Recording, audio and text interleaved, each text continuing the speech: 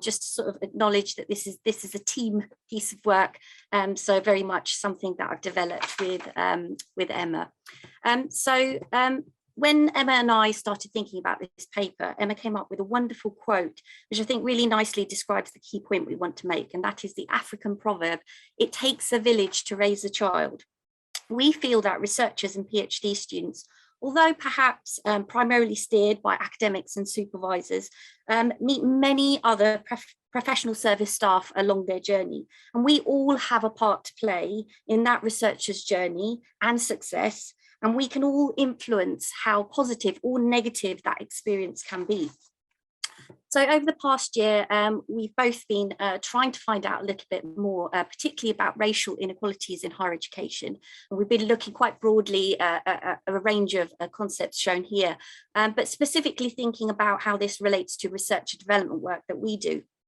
And we'd like to kind of just highlight two key pieces of literature that we found quite inspiring. So the first one is Stephen Brookfield's 2003 discussion on how facilitative roles within higher education hide behind what he calls a myth of neutrality. So rather than acknowledging their own positionality and confronting their inherent biases. And this really resonated with us because the conversations we've had with other professional service staff is, this impression that, well, we work in support, we're the good guys, we're not part of that structural inequality. But obviously we know that anti-racism actually requires some actual action. Also, Callie Gurin this year published a paper that recognised the significant role that researcher developers play in shaping PGR attitudes and behaviours. She suggests that due to their unique boundary position within the doctoral context, they may be the ideal agents for change. So she calls for a researcher development pedagogy, which is what we are hoping to contribute to. Now, over the last year, in terms of our journey, we've done, tried a lot of things. We've run a lot of initiatives. Some have been more challenging than others. Some have had more traction than others. But both Emma and I agree that one of the most valuable ways in which we've kind of engaged is by participating in courageous conversations and creating safe spaces for our ethnic minority researchers to talk about their research experiences. And in doing this, we've realised that these inequalities actually exist all across the research life cycle. And I sort of mapped these out here and highlighted in white the ones that we realised actually had a direct link to the training that we were providing to our researchers. So we began to wonder what we could do as trainers in terms of our training to kind of try and improve things. So this led us to think about trying to improve inclusivity in our doctoral training. And we have a project called the Decolonising Training Project that we've just initiated. And the objectives of this project are to critique our current training provision using inclusive curriculum approaches and decolonising practices. So taking some of the work that's been done elsewhere in the university in teaching and learning and seeing how that can be made applicable to the research training environment. We're hoping to co-create or refresh our training with other research students, including those from marginalised backgrounds. And we want to evaluate this and hopefully put together some case studies to create a handbook for researcher developers. Just to give you some examples of the decolonising work that I've been involved with, sort of a self-critique here. So one of the workshops that I'm involved in delivering is called Introduction to Research Funding. And I began to find a number of ways in which I was excluding my research students from ethnically diverse backgrounds. So here are some of the examples. So firstly, I was asking our researchers to draw on their existing networks for a lot of what we were saying. And obviously we know this is problematic because if students are in a place where they're not able to build networks because there are, they're experiencing discrimination, or perhaps they're not seen favorably by people in their community, then this is going to be actually quite hard for them to do. I also didn't at all address the issue of reviewer bias. And in that sense, I was basically selling the funding process as an automatically fair and inclusive process. I assumed a lot of knowledge within my participants about them knowing about the processes already, again, coming back to them, assuming that they'd been given all this information readily. And also, I put a lot of emphasis on using the active voice when writing funding applications. So in order to be more inclusive, we made some changes. We started to focus more on how to build networks. We acknowledged more readily that there are challenges and biases within applying for funding, and we created a space for people to kind of share ways of that they might develop their resilience within that. We tried to be much more transparent about the institutional support structures at the university, including giving them an actual demonstration of funding databases. We put more focus on effective writing techniques and language, and within that we acknowledge the cultural specificity of an active voice. So for example, some researchers came forward and started to sort of consider some of their cultural values with regards to humility and modesty, and how that translates when you're trying to apply for a fellowship application where you need to talk about your research leadership skills. Another example is our mentorship training.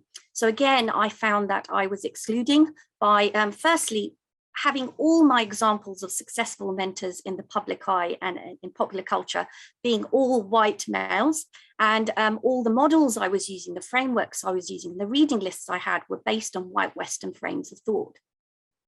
I put a lot of emphasis on paused speech as the correct way to engage in mentoring, which is something I'd been taught through training that I'd attended previously. And I put a lot of emphasis on the like-mindedness and the shared values. That's the models we were using talked a lot about shared values. And unfortunately, what this led to was a lot of our mentors and mentees feeling like when they had a culture clash, that was a sign of failure because they didn't have like-mindedness, they didn't have shared values. Instead, we made some changes. So the way we tried to be more inclusive was to now invite our participants to nominate their own examples of successful mentors. And we now have a much more diverse range of examples, Michelle Obama being one example that's very popular.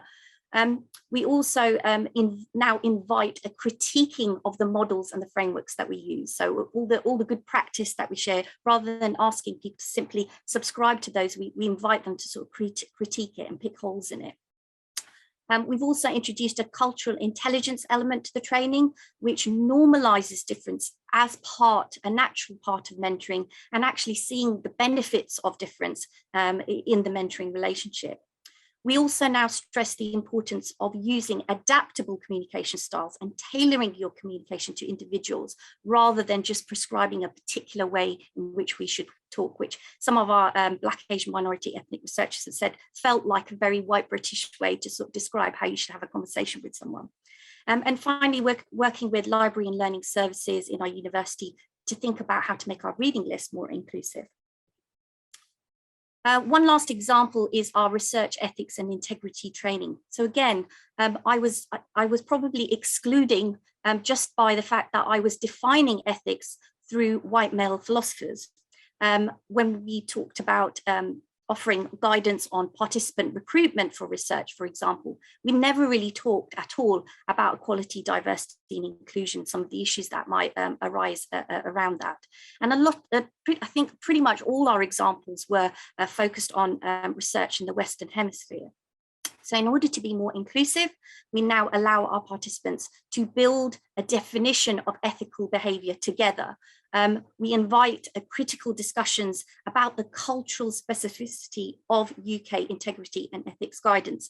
An example of this is recently we had a Black Nigerian researcher who talked about the issues of what ethical behaviour might look like in Nigeria in relation to the way it is defined in the UK, which was quite an eye-opener.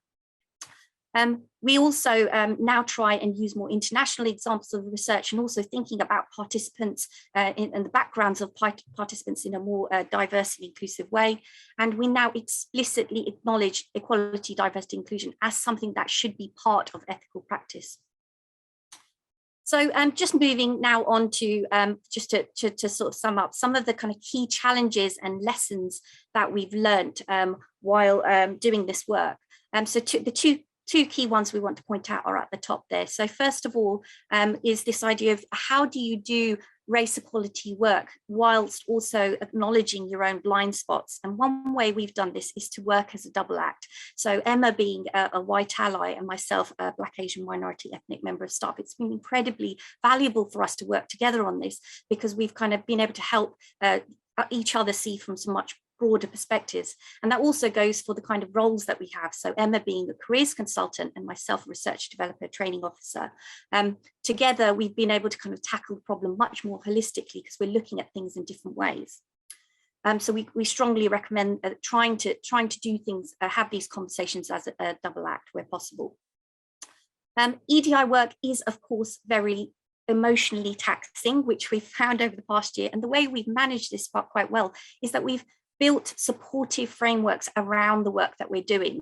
And that's really helped us with our long-term resilience. So when you are trying to do this work, try and see if you can build a supportive framework around yourself. It doesn't have to be your line manager or your immediate team. We found all sorts of people elsewhere in the university and beyond who've really helped us kind of to reflect and kind of keep strong and keep moving forward and hopeful. I've come to the end really, and just to sort of summarize, you know, really what we can all be agents of change, but really it's now about us thinking about how can we create a culture where people will feel more enabled to step up. So if you'd like to explore any of this further with us, Emma or myself would be more than happy to meet with you another time to discuss. Thank you very much.